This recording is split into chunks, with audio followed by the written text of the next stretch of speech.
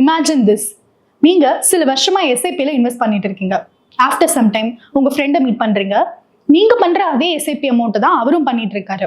ஆனா அவரோட wealth double ஆயிருக்கு. என்ன டிஃபரன்ஸ்? நல்ல எஸ்ஐபி ஃபண்ட் சூஸ் பண்ணதுனாலயா, ஸ்மார்ட்டா ரீபேலன்ஸ் பண்ணதுனாலயா, இல்ல நீங்க மிஸ் பண்ண ஏதோ ஒரு க்ரூஷியல் சீக்ரெட் இருக்கா? நீங்க உங்க எஸ்ஐபில மேக்ஸிமம் பணம் பண்ணணும்னா மேக்கிங் எவ்ரி சிப் கவுண்ட் இந்த வெபினாருக்கு மறக்காம ரெஜிஸ்டர் பண்ணுங்க. இன்னொரு இன்வெஸ்டர் இருக்காரு. எல்லாரும் பை பண்றப்போ இவரு செல் பண்ணுவாரு. மார்க்கெட் பேனிக் ஆகும்போது இவரு இன்வெஸ்ட் பண்றாரு. ரிஸ்கியா தோணுதுல, ஆனா சம்ஹவ் இவரு வின் பண்றாரு. இதுக்கு பேர் தான் கான்ட்ராரியன் இன்வெஸ்டிங். பியாண்ட் கன்சென்சஸ் த கான்ட்ராரியன் இன்வெஸ்டர் பிளே புக் வெபினாருக்கு மறக்காம ரெஜிஸ்டர் பண்ணுங்க. Just 5K or 10K chip ஆரம்பிச்சு 10 lakh போர்ட்ஃபோலியோவை ரீச் பண்ண முடியுமா? இது ரியாலிட்டியா இல்ல மித்தா? எக்ஸ்க்ளூசிவா விமென்காக கோடீஸ்வரி இன்வெஸ்ட்மெண்ட் ஃபார்முலா வருது. மறக்காம ரெஜிஸ்டர் பண்ணுங்க. உங்க இன்வெஸ்ட்மெண்ட்ஸ் ஓவராலா நல்லா இருக்கு, உங்க கோல்ஸ்க்கு அலைன் ஆயிருக்கா, ரிஸ்க் ரிட்டர்ன்ஸ் பேலன்ஸ் கரெக்டா இருக்கா? இந்த டவுட்ஸ் இருந்தா அசெட் அலோகேஷன் டீகோடட் வெபினாருக்கு ஸ்கிப் பண்ணாம ரெஜிஸ்டர் பண்ணுங்க. அண்ட் சண்டே போனஸா டைரக்ட் வெஸ்ட் ரெகுலர் மியூச்சுவல் ஃபண்ட்ஸ் பத்தி பேச போறோம். நீங்க கரெக்டான சாய்ஸ் எடுத்திருக்கீங்களா, இல்ல உங்க மணியை கரெக்டான இடத்துல இன்வெஸ்ட் பண்ணிருக்கீங்களான்னு தெரிஞ்சுக்க டைரக்ட் வெஸ்ட் ரெகுலர் மியூச்சுவல் ஃபண்ட் வெபினாருக்கு இப்பவே ரெஜிஸ்டர் பண்ணுங்க. லேர்னிங் சாட்டர்டே அண்ட் சண்டேல 5 super webinars, clear strategies, no time waste. இப்போவே மறக்காம எல்லா வெபினாருக்கும் ரெஜிஸ்டர் பண்ணுங்க. Now is the right time.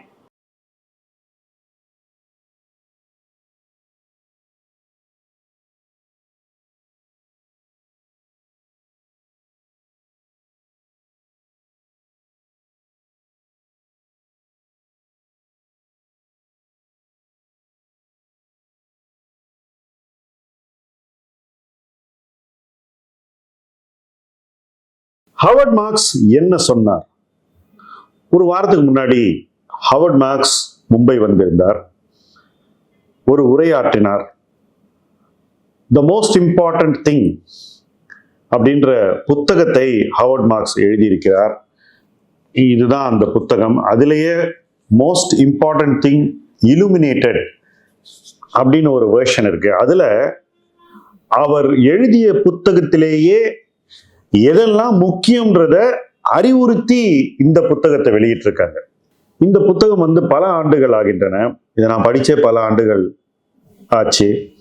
பல ஆண்டுகள் கழித்து இந்த ஹவர்ட் மார்க்ஸின் நிகழ்ச்சிக்கு போகும்போது இந்த புத்தகத்தை மறுபடியும் ஒரு முறை வாசித்து பார்த்தேன். அதில் இருக்கிற விஷயங்களை எல்லாம் பார்த்தேன். அந்த இலுமினேட்டட் பாயிண்ட்ஸ் எல்லாம் ஒன்று ஒன்றா பார்க்கும்போது எனக்கு ஒரு விஷயம் ரொம்ப முக்கியமாகப்பட்டது. நாம ஒவ்வொரு காலகட்டத்திலையும் பல விஷயங்களை சொல்றோம். அதை புத்தகத்துல எழுத்து வடிவமா போடும்போது அது ஒரு இடத்துல பதிந்து இருக்கு. அப்புறம் ஒரு 8 ஆண்டுகள் 10 ஆண்டுகள் கழித்து அதை திரும்பி பார்க்கும்போது நாம ஒரு கேள்வியே கேட்கணும். அதுதான் முதலீட்டாளனுடைய கடமை. அந்த கேள்வி என்னன்னாக்கா, நான் முன்னாடி சொன்னது இப்ப எப்படி தெரியுது? சிலரால் மட்டுமே எக்காலத்துக்கும் பொருந்தக்கூடிய விஷயங்களை சொல்ல முடியும். சிலர் சொல்ற விஷயங்கள்லாம் 6 மாசம் கழிச்சு இழிச்சிரும், சிலது 1 வருஷம் கழிச்சு, சிலது 5 வருஷம் கழிச்சு, சிலது 10 வருஷம் கழிச்சு. சில பேர் என்ன பண்ணுவாங்கன்னா சொன்னதை மாத்திக்கிட்டே இருப்பாங்க. அந்த வகையில ஹவர்ட் மார்க்ஸ் முதல் வகை.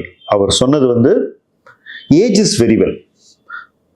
ஒருத்தர் சொல்ற விஷயங்கள்லாம் முதலீட்டு உலகில் காலம் ஆக ஆக இன்னும் பிரகாசமாக தெரியும் போது அது எதை குறிக்கிறது என்றால் அவர்களுடைய விவேகத்தை குறிக்கிறது. It shows their wisdom. And முதலீட்டுல விவேகம் ரொம்ப ரொம்ப முக்கியம். விவேகம் இன்மைதான் ஒரு முதலீட்டாளனை கவுத்துரும். அதுதான் ஒருத்தனை எளிதில் சந்தையை விட்டு வெளியேற்றிடும். ஸோ அந்த விவேகம் என்பது யார் ரொம்ப நாளைக்கு மார்க்கெட்ல இருக்காங்களோ அவங்க கிட்ட தெரியணும். அப்படிப்பட்ட விவேகத்தை தான் நான் மறுபடியும் ஹவர்ட் மார்க்ஸ் கிட்ட பார்க்குறேன். புத்தகத்தை படிக்கும் போதும் சரி. 2017 பாம்பே வந்திருந்தாரு. அந்த நிகழ்வுக்கும் நான் போயிருந்தேன். மும்பையில் உள்ள தாஜ்மஹல் ஹோட்டல்ல அவருடைய உரை நடந்தது. மிகச் சிறப்பாக மிகவும் பளிச்சென்று பேசினார். நான் 2017க்கும் 25க்கும் அந்த 2 உரைக்கும் நடுவில் உள்ள இடைவெளியில் என்ன மாறி இருக்கிறது, அவர் சொன்ன என்ன விஷயத்தை அவர் மாத்திக்கிட்டாருன்னு பார்த்தேன். முக்கியமான பாயிண்ட் என்னன்னா, எதையுமே மாற்றிக்கொள்ள வேண்டிய இடத்தில் அவர் இல்லை. அவர் பேசிய விஷயங்கள் இல்லை என்பதுதான், அதுதான் அவருடைய விவேகத்தின் வெளிப்பாடு. ஸோ யாருக்கெல்லாம் முதலீட்டுல இன்னும் கொஞ்சம் விவேகமான அணுகுமுறை இருந்தால் நல்லா இருக்கும்னு தோணுதோ, நிச்சயமா நீங்க ஹாவர்ட் மார்க்ஸினுடைய புத்தகங்களை படிக்கணும். நிறைய பேர் இப்ப கிரஹாம் உடைய புத்தகங்களை படிச்சிருக்கீங்க, பாராட்டுறேன். கிரஹாம் என்பவர் முதலீட்டுக்கு இலக்கணம் வகுத்தவர். அந்த இலக்கணம் எப்ப எழுதப்பட்டதுன்னா, கிட்டத்தட்ட 95 ஆண்டுகள் முன்னாடி நடந்த நிகழ்வுகளின் அடிப்படையில் அதுக்கப்புறம் 15-20 ஆண்டுகள்ல எழுதப்பட்ட விஷயங்கள். ஸோ கிரஹாமுடைய விண்டேஜே 50லேருந்து 75 ஆண்டுகள். இன்னைக்கு உலகம் நிறையவே மாறி போச்சு. இந்த மாறிய உலகத்துல கிரஹாம் அப்படின்ற ஒரு நபருடைய பார்வை மட்டும் சரி வராது. அதனாலதான் இன்னைக்கு Warren Buffett, Charlie Munger, Philip Fisher போன்ற மற்றவர்கள் கிராமை கடந்து ஒரு புதிய முதலீட்டு பாதையை வகுத்து கொண்டார்கள். அதுக்காக அவங்க கிராம மதிக்கலன்னு அர்த்தம் இல்லை. பட் காலப்போக்கில் கிராமனுடைய பல விஷயங்களை மாற்றி அமைக்க வேண்டிய ஒரு தேவை இருந்திருக்கிறது. அந்த வகையில் ஹாவர்ட் மார்க்ஸினுடைய சிந்தனைகள் நாம இப்போ 10-20 வருஷம் தான் பார்த்துருக்கோம். அவருக்கு வயது 79, பட் நம்மளுடைய அனுபவம் லாஸ்ட் 20-30 இயர்ஸ் தான். இன்ஃபேக்ட் அவர் தன்னுடைய ஓக்ட்ரி கேபிட்டல் அப்படிங்கிற கம்பெனியுடைய வெப்சைட்ல அவருடைய எல்லா மெமோஸையும் ஃப்ரீயா கொடுத்துருக்காரு. நீங்க தாராளமா போய் அதையெல்லாம் படிக்கலாம். அதை படிக்கும்போது உங்களுக்கு காலப்போக்கில் அவர் என்னென்ன சொன்னாருங்கிறது புரியும். ஒருவேளை அவர் சொன்னதிலேயே மாற்றங்கள் இருக்கான்றதை நீங்களே புரிந்து கொள்ளலாம். சரி, இந்த அனுபவத்தை பத்தி கொஞ்சம் பேசுவோம். ஃபர்ஸ்ட் எழுதுவதை பற்றி அவர் சொன்னார். ஒவ்வொரு ஆண்டும் 2 முறை அவர் ஒரு மெமோ எழுதுறாரு. ஒரு மெமோ சம்மருக்கு முன்னாடி, இன்னொன்னு கிறிஸ்மஸ் போது. இந்த மெமோ அவர் எழுதுறது ஆக்சுவலா அவருடைய முதலீட்டாளர்களுக்கு. அவர் வெறும் 2 லட்சம் கோடி தான் மேனேஜ் பண்றாரு, அதிகம் இல்லை. இந்த 2 லட்சம் கோடியை கொடுத்த முதலீட்டாளர்களுக்கு அவர் மெமோ மூலமா தன்னுடைய கருத்துக்களையும் தன்னுடைய எண்ணங்களையும் பகிர்ந்து கொள்கிறார். இதுல விஷயம் என்னன்னா, தன்னுடைய முதலீட்டாளர்கள் மட்டுமில்ல, மற்றவர்களும் இந்த மெமோ போய் சேர்க்கிறது. எப்படி வாரன் பஃபெட் பெர்க்ஷையர் ஹாத்தவே ஷேர் ஹோல்டர்ஸ்க்கு வருஷம் எழுதுறாரோ, எப்படி அவங்க ஆனுவல் ரிப்போர்ட் குள்ள அதை வச்சிருக்காங்களோ ஷேர் ஹோல்டர் லெட்டர்ஸ்ங்கிற பேர்ல, அதே போல இவரும் 2 முறை எழுதுகிறார். ஆனா முக்கியமான பாயிண்ட் ஹாவர்ட் மார்க்ஸ் சொன்னது, ஐ ரைட் ஃபார் மை செல்ஃப் அப்படின்னு. நம்ம நினைச்சுக்கிட்டு இருக்கோம் முதலீட்டாளர்களுக்காக எழுதுறாருன்னு. ஆனா அவர் சொன்னது ரொம்ப அழகா இருந்தது. ஐ ரைட் ஃபார் மை செல்ஃப் அப்படின்னு. நான் ஒரு 15 இயர்ஸா ஒவ்வொரு வாரமும் சனிக்கிழமை எழுதுறேன். வெறும் 250-300 வேர்டு தான் எழுதுவேன் ஒவ்வொரு வாரமும். கடந்த 15 ஆண்டுகளாக, இது 16th இயர் ரன்னிங், சனிக்கிழமை அன்னைக்கு நான் 300 வேர்ட்ஸ் எழுதுவேன். இந்த 300 வேர்ட்ஸை நான் எழுதி என்னுடைய இன்வெஸ்டர்ஸ்க்கு அனுப்புவேன். பொதுவெளியிலையும் இதை போடுறேன். நிறைய பேர் என்கிட்ட கேட்பாங்க, இதை நீங்க பிஸ்னஸ் டெவலப்மெண்ட்டுக்காக எழுதுறீங்களா, இதை படிச்சுட்டு உங்களுக்கு கஸ்டமர்ஸ் கிடைப்பாங்க அப்படின்னு எழுதுறீங்களான்னு? இல்லை, என்னுடைய தாட்ஸை கிளியர் பண்ணிக்கிறதுக்காக தான் நான் எழுதுறேன். வாரம் ஒருத்தருக்கு ஒரு விஷயத்தை விளக்கணுன்ற ஒரு பொறுப்பு இருக்கும்போது, இன்னைக்கு என்னுடைய சிந்தனை என்னன்றதை விளக்கணுன்ற ஒரு ஆர்வம் இருக்கும்போது என் சிந்தனையும் தெளிவு பெறுகிறது அப்படின்னு நான் நினைப்பேன். அதை நான் என் ஃப்ரெண்டுகிட்ட கூட சொன்னேன். Howard Marks I write for myself அந்த மெமோஸை பத்தி சொன்னது எனக்கு ரொம்பவே பிடிச்சிருந்தது. ஏன்னா அது எனக்கு ரொம்பவே ஒரு ரெசனேட் ஆகிற ஒரு கருத்தாக நான் பார்க்குறேன். அடுத்தது, நீங்க எப்படி ஒரு நிறுவனம் ஆரம்பிச்சீங்க அப்படின்னு அவரை எல்லாரும் கேட்டாங்க. அவரும் அதை எக்ஸ்பிளைன் பண்ணாரு. எல்லாம் தானா சேர்ந்து வந்தது அப்படின்னாரு. அவர் ஒரு நிறுவனத்துல வேலை பண்ணிக்கிட்டு இருந்தாரு. அதிலிருந்து ஒரு புதிய நிறுவனத்தை ஆரம்பிக்கணும்லாம் அவருக்கு எண்ணம் இல்லை. ஆனால் எனக்கு இருந்த நண்பர்கள், ஒத்த கருத்து உடையவர்கள், அவங்க எல்லாரும் சேர்ந்து இதை செய்யலான்னு நினைக்கும் போது நானும் அதை நினைச்சேன். நாங்க எல்லாரும் அதை பேசினோன்னு அது தானாக அமைந்தது. அப்படித்தான் இந்த நிறுவனம் ஆரம்பிக்கப்பட்டதுன்னு. நிறைய முதலீட்டாளர்கள் நிறுவனங்களை எப்போது துவங்குகிறார்கள் அப்படின்னு பாத்தீங்கன்னா, பிளான் பண்ணி எல்லாம் பண்றது இல்லை, அது தானா அமைவது தான். இது சொன்னா நிறைய பேருக்கு புரியாது. ஏன்னா எல்லாரும் என்ன நினைப்பாங்கன்னா, சின்ன வயசுல இருந்து நான் இதை பண்ணணும்னு நினைச்சு ஒரு விஷயத்த பண்ணேன் அப்படின்னு சொல்லுவாங்க. பட் முதலீட்டு உலகத்துல அப்படியெல்லாம் கிடையாது. It just happens. அண்ட் அது அமைஞ்ச உடனே அது தானே உருவாகி அதுக்கு ஒரு உருவத்தை அவங்க கொடுப்பாங்க. அந்த உருவம் எப்படி அமைகிறதுனாக்கா, யார் உருவாக்குகிறார்களோ அவர்களுடைய சிந்தனைகளை சார்ந்து அமைகிறது. இப்போ இந்த கேஸ்ல, ஹவர்ட் மார்க்ஸ் கேஸ்ல, அவரும் அவருடைய 4 நண்பர்களும் என்ன மாதிரியானவர்கள்ங்கிறது தான் அந்த நிறுவனம் உருவாக்க முக்கியமான அடிப்படை. அவங்களுடைய வேல்யூ சிஸ்டம் என்னங்கிறத பொறுத்து தான் அந்த நிறுவனம் அமைந்தது, வளர்ந்தது, இன்றும் செழிக்கிறது.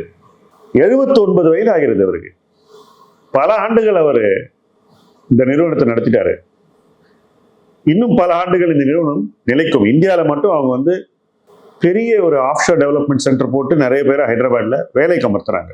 அப்படின்னா என்ன அர்த்தம்? இப்போ இவ்வளவு பெரிய இன்வெஸ்ட்மெண்ட்ஸ் பண்றாங்க வருங்காலத்துக்கு.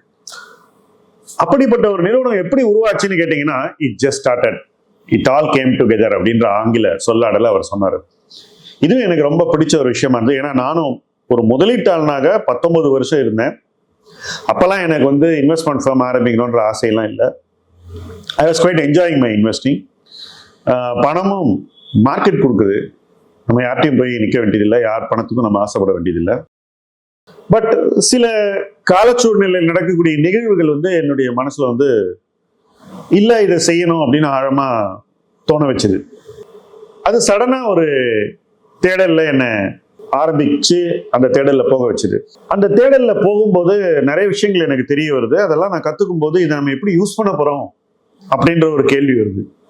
இதை யூஸ் பண்றதுக்கு பெஸ்ட் வே ஒரு நிறுவனத்தை ஆரம்பிக்கிறது, நம்ம கத்துக்கிட்ட விஷயங்கள், இப்ப நமக்கு தெரியக்கூடிய தகவல்கள், நமக்கு வரக்கூடிய அந்த இன்சைட்ஸை யூஸ் பண்றது, சொசைட்டிக்கு யூஸ்ஃபுல்லா செய்யறது பெஸ்ட் வே என்னன்னா அது நிறுவன அமைப்புல செய்யறது தான் பெஸ்ட் வேன்னு எனக்கு தோணுச்சு. அப்படித்தான் நானும் நிறுவனத்தை ஆரம்பிச்சேன். அப்புறம் இந்த மோஸ்ட் இம்பார்ட்டன்ட் திங் அப்படின்னு இவர் புஸ்தகத்துக்கு பேர் எழுதியிருந்தா கூட அவரே விளக்கினார், it is not one thing, it is many things அப்படின்னு.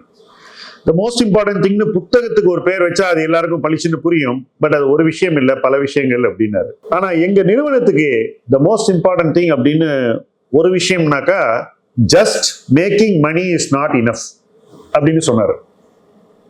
பணம் சம்பாதிக்கிறது மட்டும் எங்க நிறுவனத்துக்கு போதாது அப்படின்னு சொன்னாரு. எனக்கு the most important thing is small investors must think big. சாதாரண இன்வெஸ்டர்ஸ் பிக் திங்கிங்கை உருவாக்கணுங்கிறது. அதுதான் என்ன உருவாக்கிய ஒரே ஒரு மையப்புள்ளி. அந்த புள்ளியில தான் நான் இன்னும் நிக்கிறேன். அண்ட் பணம் பண்ண வேண்டிய அவசியம் இல்லை. நம்ம பணம் பண்ணணுன்ற ஒரு கொள்கையோட ஒரு விஷயத்தை தேடி போனா அது நல்லா வராது. நீங்க ஒரு கோல் ஓரியன்டா, ஒரு விஷன் ஓரியன்டா போகும்போது நீங்க அந்த கோலையும் விஷனையும் ஃபுல்ஃபில் பண்ணா பணம் தன்னால வரும். பணத்துக்காக நீங்க அலைய வேண்டியதில்லை. அப்புறம் பிளானிங்கை பத்தி இன்ட்ரெஸ்டிங்கா ஒரு விஷயம் சொன்னார். I don't believe in planning அப்படின்னாரு. உடனே எல்லார் முகமும் மாறிச்சு. என்ன இது, நம்ம எல்லாம் அடுத்த 4 வருஷத்துல நம்ம இந்த இடத்துக்கு போக போறோம், போர்ட்ஃபோலியோ எப்படி ஆக போகுது, அப்படி ஆக போகுதுன்னு கணக்கு போட்டுக்கிட்டு இருக்கோம். ஏன் இந்த மனுஷன் ஐ டோன்ட் பிலீவ் இன் பிளானிங்னு சொல்றாருன்னு பார்த்தாக்கா அதுக்கு ஒரு எக்ஸ்பிளனேஷனை கொடுத்தாரு. மேன் பிளான்ஸ் அண்ட் காட் லாஃப்ஸ்னாரு. கிட்டத்தட்ட இது உண்மைதான். நீங்களே பாருங்க, 2019 எல்லாரும் என்ன நினைச்சுக்கிட்டு இருந்தாங்க, இங்க இருந்து எக்கானமி பிக்கப் ஆகணும்னு ஒரு செக்ஷன், ஸ்லோ ஆகணும்னு இன்னொரு செக்ஷன். ஆனா யாரும் எதிர்பார்க்காத விதமா எக்கானமி ஸ்டாப் ஆச்சு. அதுதான் கோவிட்.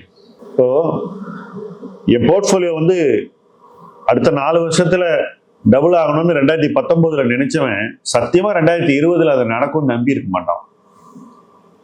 ஆனா அது நடந்தது. ஸோ நாம பிளான் பண்றது படி எதுவும் நடக்கிறது இல்லை. ஃபர்ஸ்ட் போர்ட்ஃபோலியோ பாதி ஆகுது, அப்புறம் அங்கிருந்து ஒரிஜினல் வேல்யூ அங்கிருந்தும் அதிகரிக்குது. ஸோ நம்ம பிளான் பண்ணதுபடி இது எதுவுமே நடக்கல. அதுதான் இதுல முக்கியமான பாயிண்ட். அதே போல இந்த டெக் பபிள பத்தி அவர் சொன்னாரு.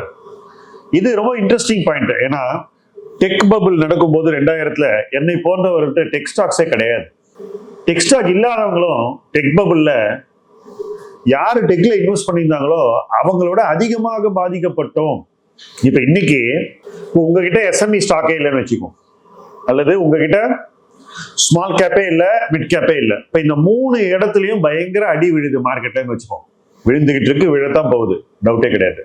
இந்த அடி விழும்போது என்ன ஆகும்னா, யாரெல்லாம் சேஃபா இன்வெஸ்ட் பண்ணியிருக்காங்களோ அவங்களுக்கும் ஒரு சின்ன அடி விழதான் செய்யும். சில நேரங்கள்ல அந்த அடி வராதுன்னு எல்லாரும் நினைப்போம். ஆனா அந்த அடி வரும். ஏன்னாக்கா இதுல பாதிக்கப்பட்டவங்க எல்லா இடத்துல இருந்தும் பணத்தை எப்படியாவது திரட்டி தங்களை மறுபடியும் ரிவைவ் பண்ணிக்கணும்னு முயற்சி பண்ணுவாங்க. ஸோ இந்த டெக் கிராஷ் நடந்த போது 3 ஆண்டுகளுக்கு ஒரு பேர் மார்க்கெட் இருந்தது அப்படின்னு ஹாவர்ட் மார்க்ஸ் சொன்னார். இது யாருமே பிளான் பண்ணாத ஒரு விஷயம்னு சொன்னார். உண்மைதான். நினைச்சு பார்க்கும்போது அந்த 3 ஆண்டுகள் ரொம்பவே 2000 to 2003 ரொம்பவே கஷ்டமான காலகட்டம். 2004க்கு அப்புறம் தான் மார்க்கெட் டேர்ன் ஆச்சு. இது அமெரிக்காவில் மட்டும் இல்லை, இங்கேயும் தான். அங்கே என்ன நடந்தாலும் அது இங்கே பிரதிபலிச்சுது. ஸோ அவர் பேசுகிற விஷயங்கள் எல்லாமே நம்மளால ரிலேட் பண்ண ஈஸியாக இருந்தது. மார்க்கெட்ஸ் எப்போவுமே சைக்கிளிக்கலாக தான் இருக்கும்ன்றது ஹாவர்ட் மார்க்ஸினுடைய ஃபண்டமெண்டல் பிரின்சிபல். பட் அந்த சைக்கிளில் நீங்கள் மாஸ்டர் பண்ணணுங்கிறது அவருடைய belief. So mastering the market சைக்கிள்னு ஒரு புக்கை எழுதியிருந்தாரு. அதன் ஒரு நீட்சி அவர் என்ன சொன்னார்னா, நீங்க வந்து you have to be at the right place at the right time. உதாரணத்துக்கு எல்லாருமே வாங்கக்கூடிய ஒரு இடத்த நீங்க வந்து எல்லாரும் வாங்கின அப்புறம் போய் வாங்கக்கூடாது. ஃபார் எக்ஸாம்பிள், இப்போ எல்லாருமே ஸ்மால் கேப்பை வாங்கணும்னு நினைச்சாங்க, வாங்கினாங்க. யார் ஏர்லியா வாங்கினாங்களோ நிறைய பணம் பண்ணாங்க. இப்போ 2024 வாங்கினவங்க லாஸ்ட்ல இருப்பாங்க. ஆனா 2024 தான் அதிகமான பேர்கள் ஸ்மால் கேப்பை வாங்கினாங்க. 2024 தான் அதிகமான பேர் எஸ்எம்இ ஸ்டாக்ஸ் வாங்கினாங்க. ஸோ அவங்களுக்கு என்ன மிஞ்சும்? நஷ்டம் தான் மிஞ்சும். ஏன்? Because they were at the wrong place. வேற ஒரு 2020 21 இதே ஸ்டாக்ஸை வாங்கினவங்க they were at the right place at the right time. ஏன்னா வேல்யூவேஷன் ரொம்ப கம்மியா இருந்தது. சைக்கிள் ஒரு பாட்டம்ல இருந்து ஒரு டாப்புக்கு போயிட்டு இருந்தது. சைக்கிள் ஒரு பாட்டம்ல இருந்து ஒரு டாப்புக்கு போகும்போது நீங்க வாங்கி முடிச்சிட்டீங்கன்னா, அந்த சைக்கிள்ல டிராவல் பண்ணீங்கன்னா உங்களுக்கு லாபம் கிடைக்கும். ஒரு டாப்ல இருந்து ஒரு பாட்டம் வரைக்கும் ஒரு சைக்கிள் போகும்போது நீங்க டாப்ல வாங்கினீங்கன்னா என்ன கிடைக்கும்? Simple as that. இது அழகா சொன்னார் ஹாவர்ட் மார்க்ஸ். நீங்க வந்து சைக்கிள்ஸை பிலீவ் பண்ணணும், சைக்கிள்ஸை மாஸ்டர் பண்ணணும். ஸோ எப்படி மாஸ்டர் பண்ண முடியும்? சும்மா நினைச்சா மாஸ்டர் பண்ண முடியுமா? இல்லை 3 புத்தகங்களை படித்து விட்டு நாளை காலை முதல் மாஸ்டர் பண்றேன்னு இறங்க முடியுமா? நிச்சயமா முடியாது. என்னுடைய ஒரு சின்ன அனுபவம் சொல்றேன். சில கமாடிட்டி ஸ்டாக்ஸ்ல, சில கமாடிட்டிஸ்ல ஸ்பெசிஃபிக்கா நான் பணம் பண்ணிய அனுபவம். ஃபர்ஸ்ட் ஒரு சைக்கிள்ல என்ன நடக்குது அப்படின்னு இன்வெஸ்ட் பண்ணி புரிஞ்சுக்க ட்ரை பண்றேன். டாப்ல விற்கல, டாப்ல இருந்து இறங்கின அப்புறம் தான் விற்கிறேன். அடுத்த சைக்கிள்ல ரொம்ப கேர்ஃபுல்லா இருக்கேன். என்ன நினைக்கிறேன்னா, பாட்டம் வரட்டும், பாட்டம்ல வாங்குவோம் அப்படின்னு. பாட்டம்ல வாங்கல, பாட்டம் ரொம்ப சீக்கிரம் வந்துட்டு மறுபடியும் சைக்கிள் மேல போயிடுச்சு. கம்ப்ளீட்டா சைக்கிளையே மிஸ் பண்ணிட்டேன். 3வது சைக்கிள் வருது. 3வது சைக்கிள் வரும்போது நான் என்ன நினைக்கிறேன்னா, ஃபர்ஸ்ட் சைக்கிள்ல விற்காம விட்டோம், செகண்ட் சைக்கிள்ல வாங்காம விட்டோம். இப்போ 3rd சைக்கிள், இப்போ நிச்சயமா வாங்கி ஆகணும். ஃபர்ஸ்ட் விற்கிறத பத்தி அப்புறம் யோசிக்கலாம். இதான் என்னுடைய முடிவு. ஸோ வாங்கியே ஆகணும்னு முடிவு பண்ணியாச்சு. அந்த செக்டர்ல எல்லா ஸ்டாக்கும் விழுந்துகிட்டே வருது. நிறைய ஸ்டாக் கிட்டத்தட்ட புக் வேல்யூக்கு வந்துருச்சு. புக் வேல்யூக்கு வந்த உடனே நான் என்ன நினைச்சேன், ஓகே இப்போ வாங்க ஆரம்பிப்போம். புக் வேல்யூலேருந்து கீழே போகுது, நான் வாங்கிட்டே இருக்கேன். புக் வேல்யூலேருந்து 10-20% போயிட்டு திருப்பி ரிவர்ஸ் ஆகி மறுபடியும் மேலே போகுது. இந்த என்டையர் யூல வாங்கியிருக்கேன். பயம் மார்க்கெட்ல எக்கச்சக்கம். ஏன்னா அந்த செக்டர் வந்து ஸ்டேட் பாலிசிலையும் அஃபெக்ட் ஆகுது, சென்ட்ரல் பாலிசிலையும் அஃபெக்ட் ஆகுது. இதுல முக்கியமான ஸ்டேட் எந்த ஸ்டேட்னா அது உத்தரப்பிரதேஷ். அங்க வந்து பாலிசியே இல்லை, கேயாஸ். இதெல்லாம் மாறி ஒரு பாலிசி வரும்னு நான் வந்து எப்போ பயம் மேக்சிமமா இருக்கும், where greed is very low and fear is maximum, அந்த பாயிண்ட் ஆஃப் மேக்சிமம் பெசிமிசம் நம்ம ஆங்கிலத்தில் சொல்லுவோம். அந்த பாயிண்ட்ல நான் வந்து மேக்சிமம் வாங்கி பொசிஷனை கம்ப்ளீட் பண்ணிட்டேன். ஸோ வாங்கியாச்சு. இப்போ எப்போ விற்கிறது?